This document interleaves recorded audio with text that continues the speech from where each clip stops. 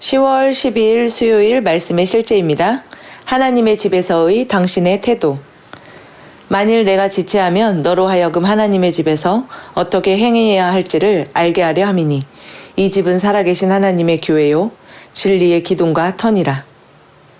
예수 그리스도의 교회는 진리의 터이자 기둥입니다. 교회는 믿는 자들의 조직이나 연합이 아닙니다. 교회는 하나님의 집이며 성경은 우리가 하나님의 집에서 어떻게 지내야 하는지에 대해 분명히 말합니다. 하나님의 집에서 요구되는 태도가 있습니다. 교회가 하나님의 집이라고 말할 때 첫째로 당신 개인의 몸이 하나님의 집임을 의미합니다. 둘째로는 특정 지역을 기반으로 한 모임의 사람들을 의미합니다. 곧 지역교회가 하나님의 집입니다. 셋째로 우리가 예배 활동을 진행하는 장소나 건물 또한 하나님의 집으로 불립니다. 이제 이 세 가지 모든 경우에서 하나님의 집은 경외를 요구받고 받을 자격이 있습니다. 주님은 거룩하십니다.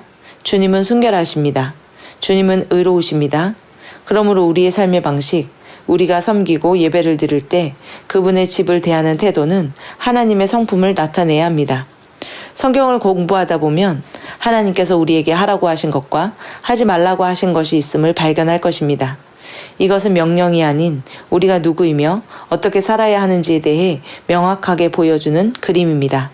예를 들어 당신의 육신에 관해 하나님은 이렇게 말씀하십니다. 너희 지체를 의의 무기로 하나님께 드리라.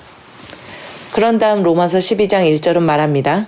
그러므로 형제들아 내가 하나님의 모든 자비하심으로 너희를 권하노니 너희 몸을 하나님이 기뻐하시는 거룩한 산 제물로 드리라.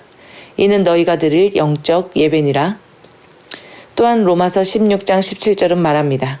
형제들아 내가 너희를 권하노니 너희가 배워 교훈을 거스러 분쟁을 일으키거나 거치게 하는 자들을 살피고 그들에게서 떠나라.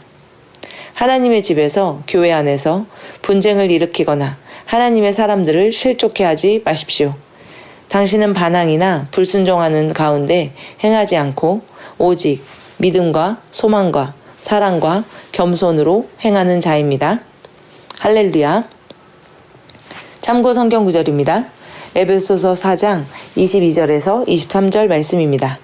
이전 행실에 관하여는 너희가 속이는 것으로 가득한 욕심들에 따라 부패한 옛 사람들을 벗어버릴 것을 가르침을 받았으니 너희의 생각의 영 속에서 새롭게 되라.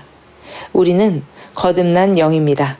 이제 우리는 우리의 심령에서부터 새롭게 되어 하나님이 거하시는 집으로 살아갑니다.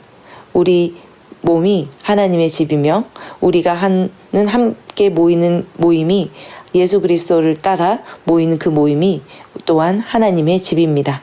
우리는 이 가운데서 주님을 섬기고 우리의 삶의 방식을 하나님의 성품을 나타내는 태도로서 우리는 살아가야 합니다. 우리는 불순종이나 반항 가운데 행하지 않고 오직 믿음과 소망과 사랑과 겸손으로 행합니다. 우리는 거룩하게 새롭게 된 새 영을 따라 살아갑니다. 함께 고백하겠습니다. 내가 말씀의 사역을 배우고 내 자신을 말씀에 내어드릴 때 나의 영은 신성한 진리로 충만해집니다. 내 마음은 왕국의 생각을 생각할수록 고양됩니다. 이렇게 할 때 나는 일상생활에서 말씀의 성품을 나타내며 내 삶에 하나님의 영광이 더 많이 나타납니다. 예수 이름으로 기도합니다. 아멘.